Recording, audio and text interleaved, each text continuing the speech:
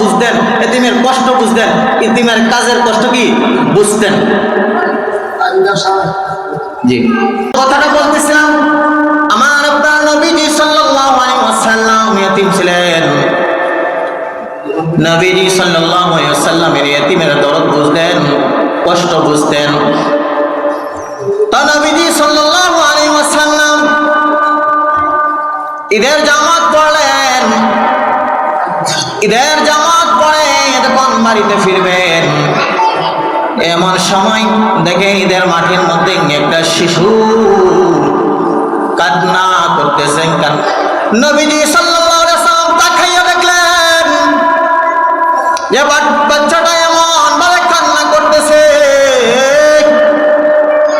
নবীজি সাল্লাল্লাহু আলাইহি ওয়াসাল্লাম হেঁটে হেঁটে পা পা করে ওই শিশুটির কাছে গেলেন। শিশুটির কাছে যাইয়া বলেন, কেন কান্দো, কি হয়েছে তোমার, কি হয়েছে? কিন্তু জবান দিয়ে কিছু বলতে পারতেছেন না। কান্নার রুলটা আরো বেশি বেড়ে গেল, কান্নাটা বেড়ে গেল। নবীজি বলতেছেন, কেন কান্দো বলো? তখন ছেলেটি বলতেছে, আমার মা নাই, বাবা নাই, কে আমাকে ভালোবাসবে, কে আমাকে আদর করবে, আমি এখন কোথায় যাব?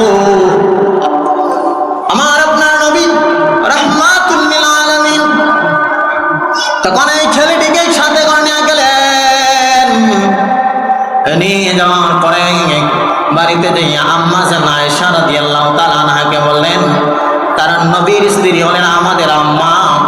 নবীর বিবির কাছে গিয়ে বলেন, আয়েশা রে, তোমার জন্য একটা উপহার আনলাম। তখন আয়েশা খুশি হয়ে গেলেন, ছেলেটিকে দিলেন, বলেন, তোমার জন্য আমি উপহার এনেছি। আমার আপনার আম্মা জান আয়েশা রাদিয়াল্লাহু তাআলা আনহা খুশি হয়ে গেলেন, ছেলেটিকে নিয়ে গেলেন, গোসল করায় দিলেন, সুন্দর নতুন জামা পরায় দিলেন। আর নবীজি সাল্লাল্লাহু আলাইহি ওয়াসাল্লাম বলতেছে, আজকে থেকে আমরা হইলাম তোমার মাতা পিতা, তোমার অভিভাবক। তখন ছেলেটি খুব খুশি হলেন, তার শুধু মুখ থেকে হাসি আসতেছে। ও মুসলমান, এখান থেকে একটা শিক্ষণীয় বিষয়, নবীজি এতিমদের প্রতি কেমন দরদ ছিলেন। শুধু এতিমদের প্রতি দরদ না, নবীজি সাল্লাল্লাহু আলাইহি ওয়াসাল্লাম খাদেম ছিলেন দুইজন চাকর ছিলেন। একজন হলো যায়েদ, আরেকজন হলেন হযরত আনাস রাদিয়াল্লাহু তাআলা আনহু। এই দুইজন ছিলেন আমার আপনার নবীজি সাল্লাল্লাহু আলাইহি ওয়াসাল্লামের খাদেম। হযরত আনাস রাদিয়াল্লাহু তাআলা আনহু নবীজি সাল্লাল্লাহু আলাইহি ওয়াসাল্লামের 10 বছর খেদমত করেছেন। সুবহানাল্লাহ।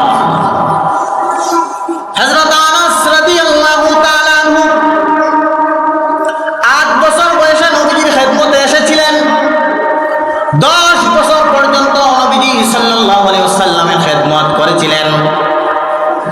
যায়েদ রাদিয়াল্লাহু তাআলা আনহু পিতামাতা হারিয়েছিলেন, নবীজির কাছে আসলেন। নবীজি হযরত যায়েদ রাদিয়াল্লাহু তাআলা আনহুকে লালন পালন করেছেন।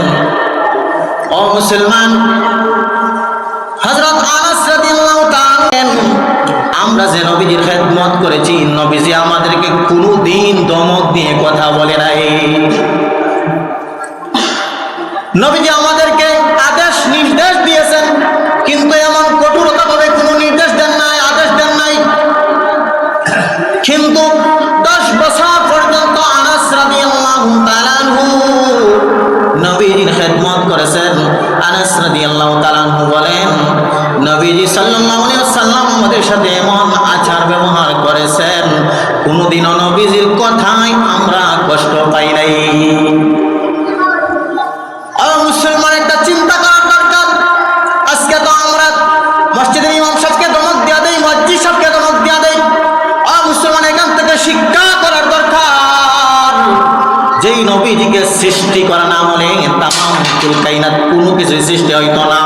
সেই নবীজি চাকরের সাথেও খারাপ ব্যবহার করে নাই, ধমক দিয়ে কথা বলে নাই, মিজাজ গরম দেখান নাই। কেমন নবীর উম্মত আমরা হইলাম, যেই নবীজি চাকরকে পর্যন্ত নির্দেশ দিলেও মেজাজ গরম দেখান নাই, ধমক দিয়ে কথা বলেন নাই। সেই নবীর উম্মত হওয়ার পরে আমরা কিভাবে মানুষকে দমক দেই একটু চিন্তা করার দরকার। ও মুসলমান, তখন যায়েদ রাদিয়াল্লাহু তাআলা আনহুর মা বাবা যখন খুঁজলো পাইল, নবীজি সাল্লাল্লাহু আলাইহি সাল্লাম বলছেন, যায়েদ তুমি কি চলে যাইবা?